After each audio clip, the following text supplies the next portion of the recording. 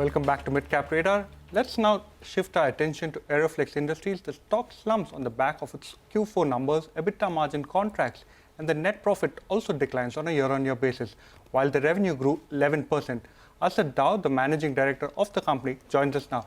Good afternoon, sir. Mr. Daud, first thing we want to ask you is that what was the reason for the fall as far as the calculated EBITDA margins was concerned? Was there significant input pricing pressure?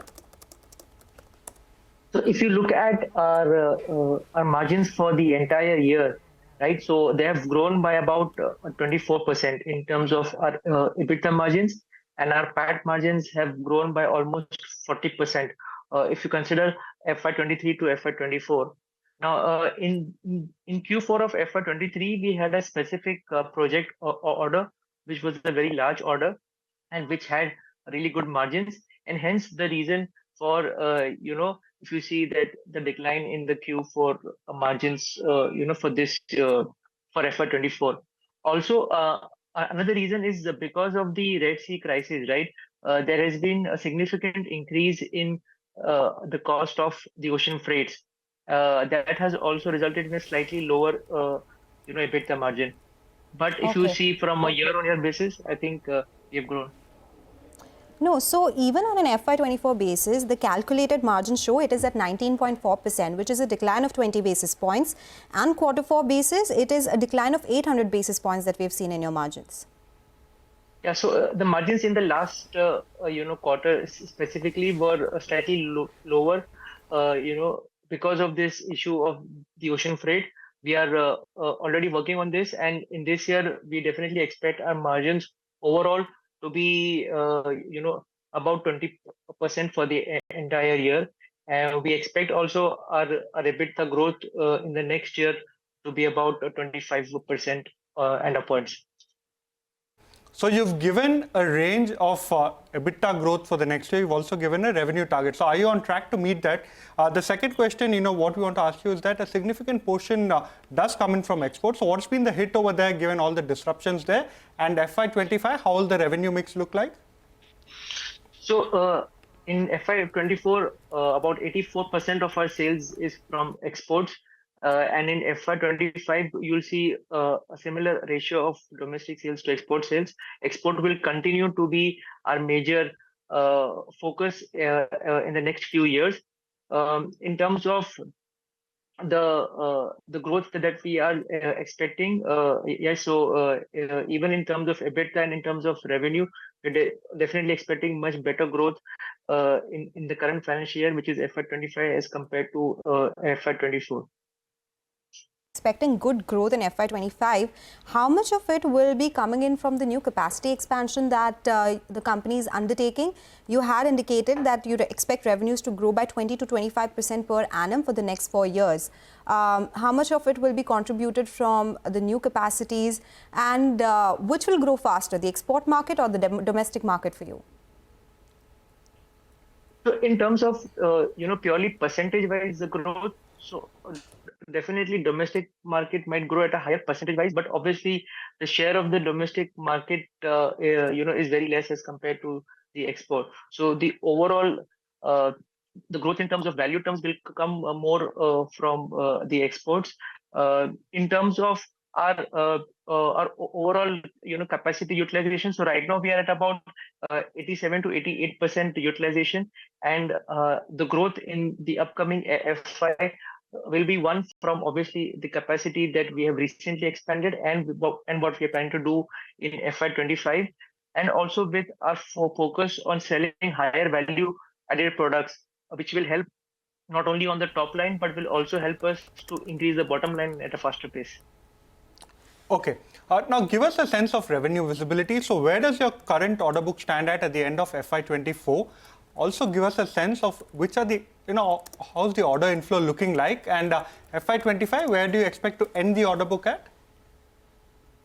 So generally in our case, so we have a mix of customers. Some customers, they give us a yearly planning, and then they release the orders on a per quarter basis. And some customers generally, give us an order for every quarter. So generally we have a visibility for the entire year, but in terms of the pure order book, that ranges between 2 to 3 months. Okay. Can you give us a sense of the inorganic opportunities that you're looking for? There is an indication that you are. Is it a particular segment? Is it in the domestic markets or the export markets? And what is the kitty that you've set aside? Will it happen in this calendar year? So one of the inorganic acquisition we have already completed and announced in the first week of April. We acquired a company called Iyer Engineering Private Limited. They are into manufacturing of fittings and components. So the acquisition of this company will help us to, to better penetrate the market of assemblies. So right now we are buying our fittings from outside. So with the help of this acquisition, we will be shifting some of our purchases of fittings to in-house. Plus, also, Hyder has its market presence in railways, in shipbuilding, and in heavy industries where Aeroflex is right now not present. So that will also help us to expand our domestic market as well. And that acquisition we have already, completed. Okay, and any are there in the pipeline in terms of acquisitions, or are you evaluating any target companies? Yes, so we are also evaluating a few more companies. Obviously, they are at a very early stage of discussion. Once anything is finalized, we'll update. What will be the size and the top line? What kind of top line would you expect to add from these companies, and what is the kind of amount you're willing to spend to acquire them? So we currently have about 76 crores of cash and bank balance with us. Which we raised from the IPO proceeds. So we have sufficient capital for any strategic acquisition. So for us, it's not only about the size of the acquisition, but also how it fits in to the product portfolio of Aeroflex. So obviously, I will not be able to comment on the size, but it has to fit strategically to the overall product flow of Aeroflex. And we are also open to looking at acquisitions both in India and in the overseas market. Right, we get that. Can you give us a sense of the capex that you have planned for FY25 and FY26? As I said, a lot of capacities are coming in. What would that do to the capex number, and will this lead to addition of debt in your books? So right now we are debt free, and we want to remain debt free at least for the foreseeable future. So any capex which we are planning to do in this current financial year, and obviously in the next financial year, it will be purely funded from the IPO proceeds and from the internal accruals.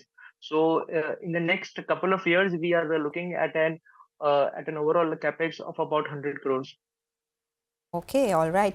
Thank you so much, Asad, for joining us today and giving us all those details. That's the word coming in from Aeroflex Industries. The margins, they declined this time around, and that's been the disappointment. The stock is down 4%, but the management is confident they will be able to recover it in FY25.